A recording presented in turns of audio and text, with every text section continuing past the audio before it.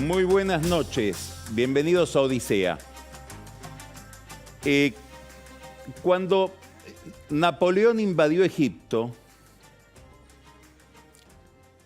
hubo una crónica muy interesante que le llamó la atención a muchos historiadores después occidentales, que es la visión que tenía un historiador, un cronista egipcio llamado Al-Jabarti sobre lo que estaba pasando en ese momento en su país. Cuando Al-Jabarti ve la llegada de Napoleón, dice, empezó una secuencia de desgracias.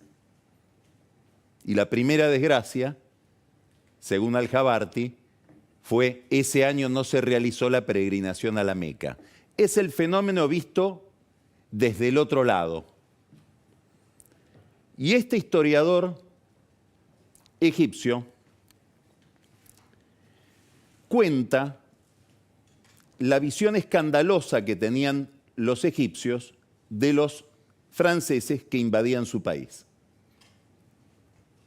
Dice, tienen costumbres extrañísimas. Bueno, por ejemplo, no usan velo. Orinan al aire libre. Los hombres eligen la mujer que quieren y las mujeres eligen los hombres que quieren. Usan papel higiénico. Ahora hay algo que nos llamó la atención, dice este historiador egipcio, de lo que está viendo en los franceses. Un soldado se levantó contra su jefe y, a diferencia de lo que pasa entre nosotros, fue juzgado en un juicio justo. Napoleón llevó a Egipto una cantidad de prodigios de la ciencia y de la tecnología occidental de entonces. Pero lo que le llamó la atención a este egipcio fue otra cosa.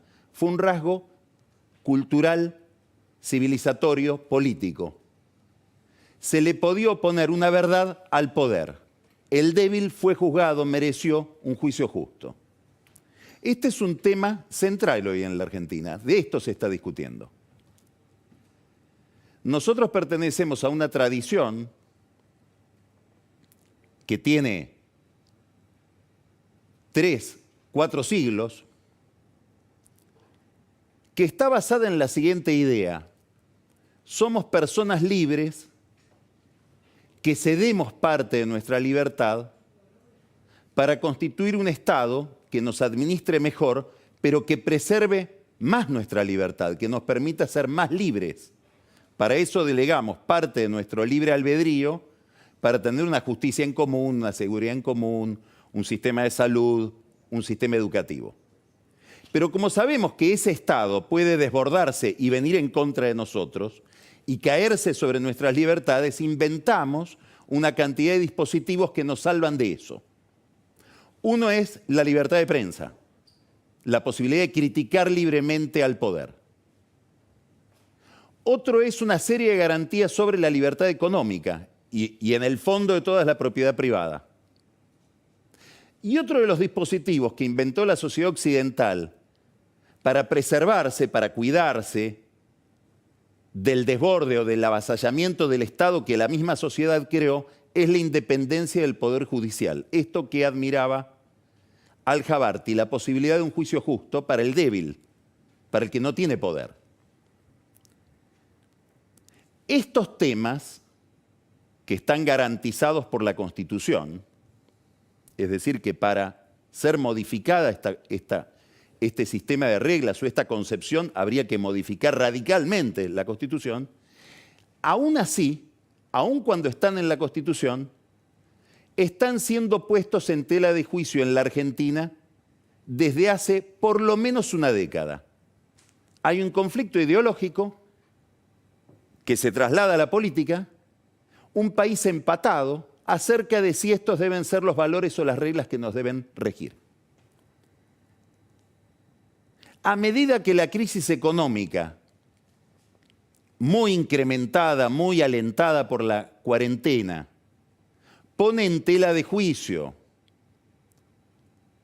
hace resquebrajar determinadas seguridades, nos pone frente a una emergencia material, la discusión sobre estas reglas y valores se vuelve más intensa. Probablemente vayamos en una dirección donde esto se va a discutir más dramáticamente. De esto después vamos a hablar con Alfonso Pratgay. La pregunta es hasta dónde una economía más autoritaria no requiere de una política más autoritaria. En el centro de este problema aparece un tema aparentemente intrascendente, técnico, pero que en el contexto en el que aparece condensa toda esta discusión. Es como si en un hecho anecdótico se concentrara la discusión acerca del destino de la sociedad. Es el caso del traslado de los jueces Bertuzzi, Bruglia y Castelli. Es una discusión técnica acerca de si están ocupando sus lugares correctamente porque fueron trasladados de otros tribunales. Los tres tienen una peculiaridad. Dos de ellos ya juzgaron y sancionaron a Cristina Kirchner. Uno de ellos, el juez Castelli, forma parte del tribunal oral que la va a juzgar en el caso de los cuadernos. Cristina Kirchner, como presidenta del Senado y como líder inapelable de la mayoría del Senado, los desplazó, siguiendo un procedimiento que está cuestionado en la justicia, pero que además desobedeciendo una acordada de la Corte del año 2018, cuando aparecen todas estas anomalías institucionales, ocurren rarezas. Hablamos de la acordada 7, una sociedad que ya sabe de acordar, con nombre y número, las acordadas de la Corte, es una sociedad bastante enferma, porque quiere decir que está poniendo en tela de juicio cosas muy elementales que en otros lugares ni se sabe cuáles son las acordadas de la Corte, porque no se discuten. Acá se discuten. La presidenta del Senado, el Consejo de la Magistratura, la ministra de Justicia, el presidente ignoraron una acordada de la Corte y los reemplazaron. Reemplazaron a jueces que tienen jurisdicción sobre causas en las que Cristina Kirchner está imputada. Para ponerle el sello a este problema, ella no presidió la votación. Los jueces fueron a la justicia. El caso está en la Cámara Contencioso Administrativa. Tiene 3 miembros la Cámara. Uno es el juez gallego Fedriani, que se excusó. ¿Por qué? Porque también es un juez trasladado. Y otros 2 jueces, el juez Jorge Alemani y el juez Guillermo Trisi. El juez Guillermo Trisi forma parte de esa Cámara a partir de un concurso que en su momento fue anulado por la justicia. Es decir, vemos que todo el campo está minado. Donde uno mira de cerca hay fisuras. La Cámara viene con bastante lentitud tratando este tema. Por ejemplo, el viernes pasado pidió por oficio al Senado que le envíe la versión taquigráfica de la sesión donde se desplazó a los jueces. Cuando uno supone que está online la versión taquigráfica, uno entra a la página del Senado y es muy fácil acceder a las versiones taquigráficas. Los jueces, ante la urgencia de verse desplazados, fueron a la Corte o le reclamaron a la Corte que tome el caso con un per saltum. El procedimiento del per saltum fue reglamentado en la Argentina y una ley que lo reguló y es extraordinariamente excepcional, con lógica. Es decir, supone pasarse por encima todo un procedimiento, que es que un tema en discusión pase por la primera instancia, la segunda instancia, puede ir a una Cámara, finalmente llega a la Corte. Estos jueces quieren que se aplique el per saltum, que fue aplicado solo una vez en el tiempo en que esa institución está reglamentada, que fue justamente con un tema de reforma judicial, que es la famosa democratización, entre comillas, de la justicia que pretendía Cristina Kirchner, por el cual ataba el Consejo de la Magistratura a la elección presidencial.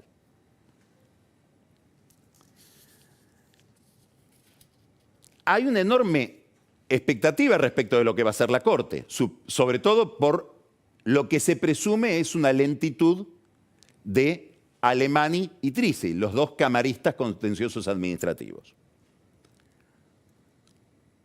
Están ante un tema complicado. ¿Por qué? Porque la Corte, cada vez que hace algo, genera antecedentes de larga duración. Entonces, si cualquier tema que tiene que ver con traslados de jueces, con medidas, digamos, organizativas, va a merecer un per saltum, bueno, habría per saltum todo el tiempo y estaríamos pasando por encima de los procedimientos. Pero claro, el caso Bertuzzi, Bruglia y Castelli tiene tanta significación política e institucional que merecería a lo mejor el per saltum. Todo esto es muy difícil de discutir dentro de la Corte porque la Corte está políticamente pulverizada. Son 5 que casi no se hablan entre ellos.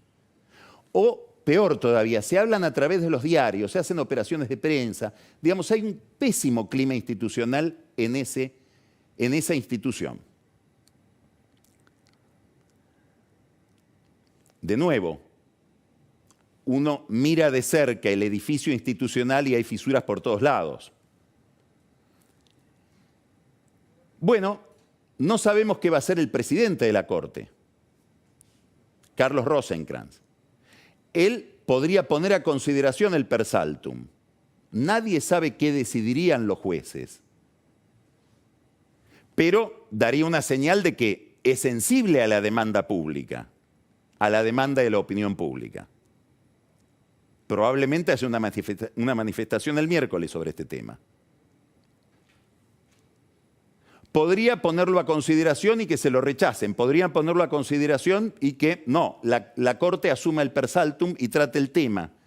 Podría suceder que rechazan el per saltum, pero le dicen a la Cámara, ponete las pilas, resolver rápido porque hay mucha tensión alrededor de este tema que simboliza en el fondo una especie de autoamnistía que estaría pretendiendo darse Cristina Kirchner en los temas que le involucran. Esto es importante porque va de la mano de otros temas. Por ejemplo, la pretensión de remover al Procurador General de la Nación, al jefe de los fiscales, que es el que le da instrucciones o puede darle instrucciones a los fiscales que van a acusar al kirchnerismo, a Cristina Kirchner o a cualquier otro funcionario, también del gobierno de Macri, en los tribunales orales. El procurador puede reemplazar fiscales, le puede decir, esta acusación la mantenemos o la bajamos. Ejerce un enorme poder sobre los que acusan. Bueno, todo va adquiriendo los rasgos de una operación para buscar impunidad. Por eso todo el mundo mira a la Corte. ¿Por qué? Porque la Corte, en un país, ocupa un rol estratégico, es la que dice qué dice la ley, es la que dice cuándo el gol es gol. En culturas institucionales que entienden este rol estratégico, la presencia de un juez virtuoso o no virtuoso en la Corte puede ser conmocionante, y lo estamos viendo hoy en Estados Unidos, donde hay una conmoción por la muerte de la jueza Ruth Ginsburg, que era una jueza ejemplar, digamos, muy probablemente demócrata, admirada hasta por Trump.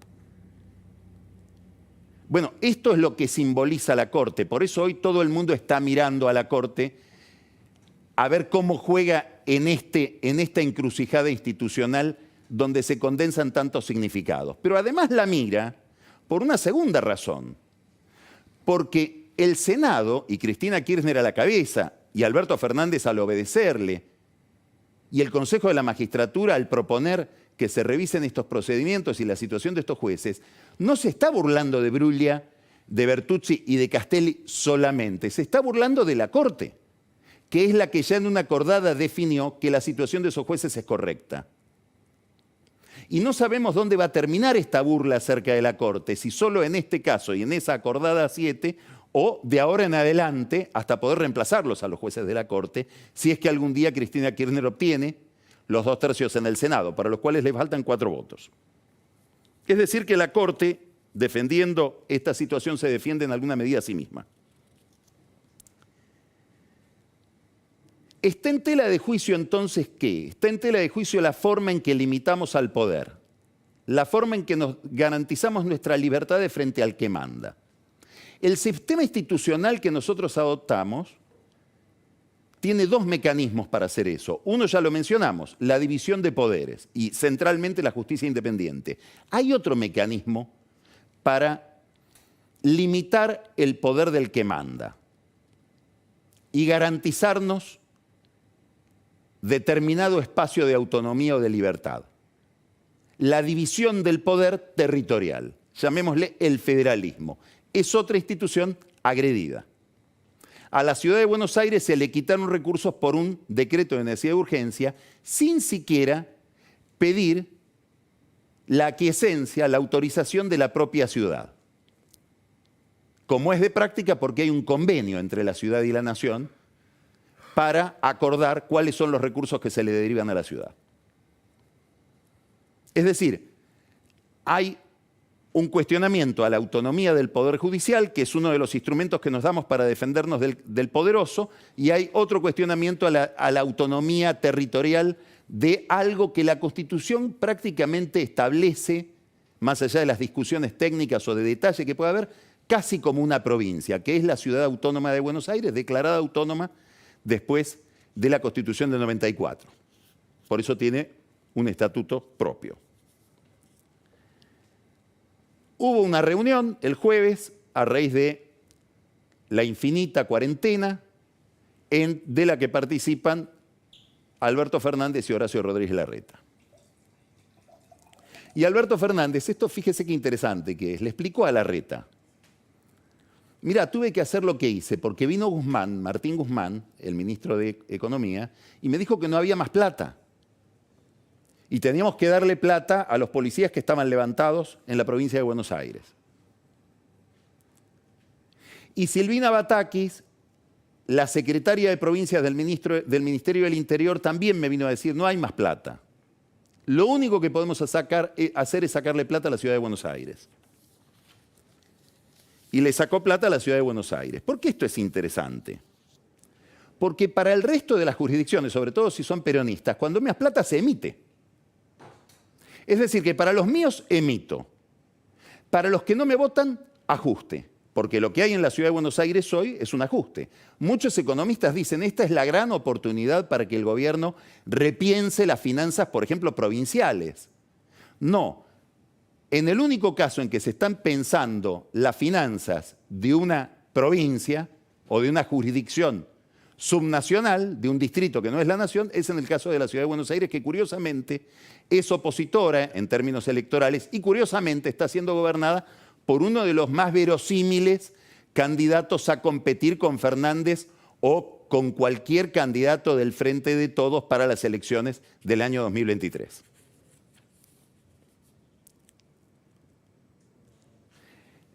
Esto de la falta de dinero se va a ir multiplicando, o sea, es un tema muy importante cómo resuelve el Estado la falta de recursos. Por ejemplo, acaba de quebrar, muy importante el dato también, sobre todo para el oficialismo, OSPLAD, la obra social de los docentes, manejada por aliados de Baradel. Gran problema para Ginés González García, para el doctor Zanarini, que es superintendente de salud, mirar qué pasó ahí, dónde están los recursos, entre otras cosas porque es una obra social con poco gasto. Porque muchos de los afiliados de OSPLAD tienen otra obra social o son empleados provinciales, etc. Estamos hablando de OSPLAD ligada a CETERA. CETERA es el corazón gremial del kirchnerismo. El tema entonces de la ciudad también va a la Corte. Este es otro rasgo curioso que está adquiriendo la política. Todos los temas políticos terminan en la Corte porque la política ha perdido capacidad de negociación y de resolución. Curioso, Alberto Fernández le pidió a Larreta que no mande el reclamo a la Corte. ¿Para qué vas a ir a la Corte? Como si fuera algo para charlar como dos almaceneros, nada menos que el avance de la nación sobre los recursos de la ciudad. ¿Cómo hace Larreta si no va a la Corte para después aumentar los impuestos? Que es lo que va a tener que hacer seguramente. Quiere decir que aparece otro tema en la Corte, muy importante, porque en el fondo lo que va a tener que resolver la Corte es si la ciudad es o no una provincia, para simplificar mucho, y por lo tanto lo que hizo Fernández con la ciudad, cuidado, porque lo puede hacer con otras provincias, en un avance muy importante del Poder Ejecutivo sobre el federalismo. Entonces, avanza el Senado sobre la justicia, avanza el Poder Ejecutivo sobre las provincias.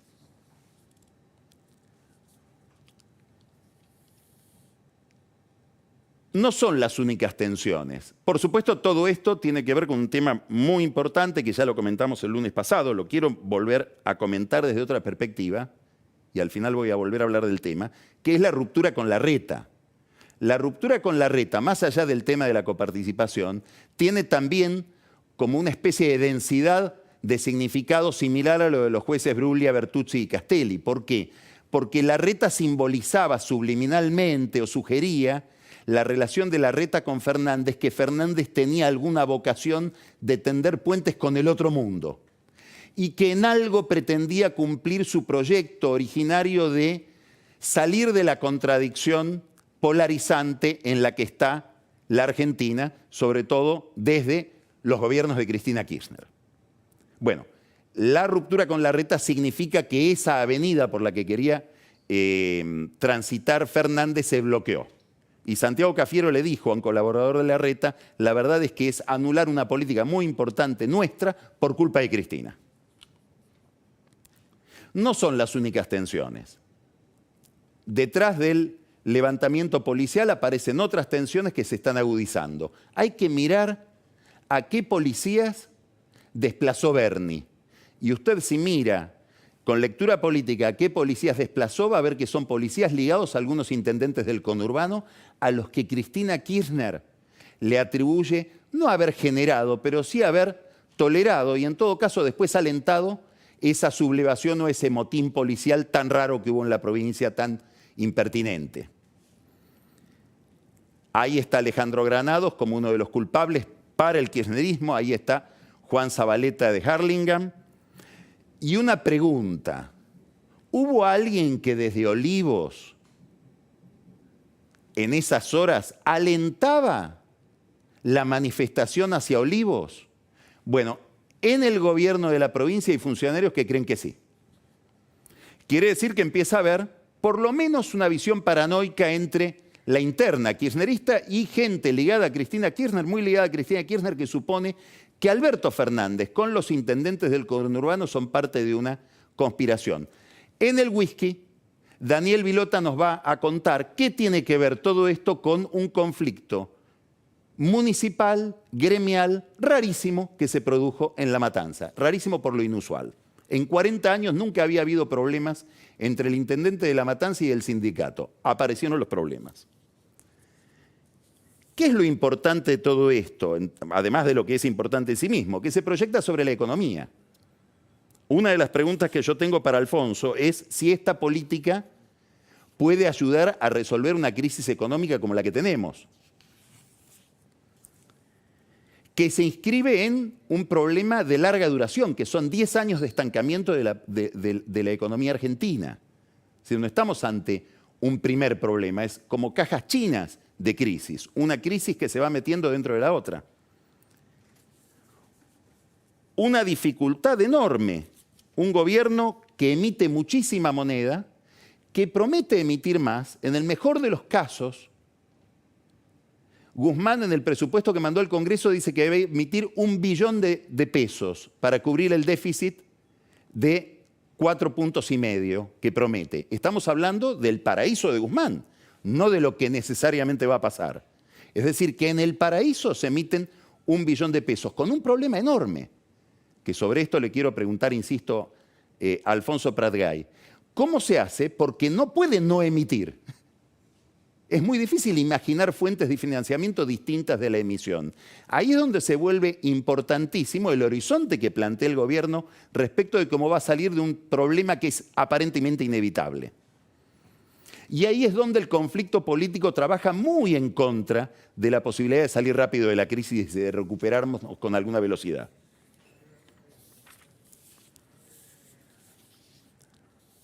El gobierno habla, dice cosas sobre esto, dice que en realidad no es que sobren pesos, sino que faltan dólares. Aún así toma medidas que daría la impresión van a hacer que falten más dólares. Por ejemplo, en el presupuesto está anulado el pacto fiscal y la ley de responsabilidad fiscal de las provincias. Las provincias van seguramente a aumentar los impuestos a los ingresos brutos, que son impuestos que cargan de costos a las compañías que exportan. Por lo tanto, muchas medidas del gobierno que vemos que está tomando van en contra de las exportaciones, es decir, van en contra de que haya más dólares. Empieza a haber empresas afectadas por la falta de dólares. Caso típico, Falabella. Fueron a hablar con el gobierno, les dijeron, nosotros vendemos ropa y tratamos de estar con la estación, es decir, vender ropa de verano en verano y vender ropa de invierno en invierno. Y tenemos el problema de que como no hay dólares y ustedes administran las importaciones de una manera muy lenta, la ropa de verano la tenemos recién en invierno y la de invierno en verano. ¿Cómo hacemos? Y les dijeron, ¿y si la producen acá? No, es que no somos una fábrica de ropa, nosotros vendemos ropa hecha en otro lado, en general en China. Daría la impresión de que no se entiende bien el problema en el que están metidos. Acá ya hay otra cuestión que tiene que ver con la calidad del gobierno. No con cómo maneja sus problemas, sino con si los entiende correctamente. Ahora vemos que también se suspende la financiación de Ara 12 para los teléfonos celulares, lo cual en alguna medida hay que celebrarlo porque pone de manifiesto que todo lo que se ha vendido, y nos dicen, como gran proyecto de industria nacional en Tierra del Fuego para producir teléfonos, básicamente con dos líderes, Cherniakhovsky y Nicolás Caputo, es en realidad un negocio de importación, con enormes beneficios para el que lo realiza. Es un negocio con impuestos. Veremos cómo sigue esto y qué efectos tienen estas medidas cambiarias en el futuro. Tal vez Alfonso nos puede decir algo sobre esto. Ya tuvo una consecuencia. La idea de que las empresas que tienen deudas en dólares no puedan pagar sus deudas en dólares produjo una reunión vía Zoom el jueves pasado entre Wilbur Ross, que es el secretario de Comercio de los Estados Unidos, el ministro Culfas, el secretario de Cuestiones Estratégicas de Alberto Fernández, Gustavo Vélez, y 4 empresas americanas. Y Ross, que es un hombre de Trump, es decir, un hombre con pocas sutilezas, les indicó que, bueno, que por este camino, con este tipo de medidas, el acuerdo con el fondo en lo que depende de Estados Unidos, y es mucho en lo que depende de Estados Unidos, va a ser muy difícil.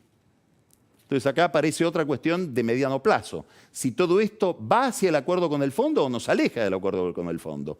Porque Guzmán dice que va hacia un acuerdo con el fondo y parece caminar en sentido contrario. Sigue la judicialización de todo. El DNU de las telecomunicaciones que las convirtió en servicio público está en la justicia. Lo llevó Alberto Pierri y este fin de semana el grupo Clarín. Clarín es Telecom. Mucha gente enojada en Telecom, sobre todo 2 personas.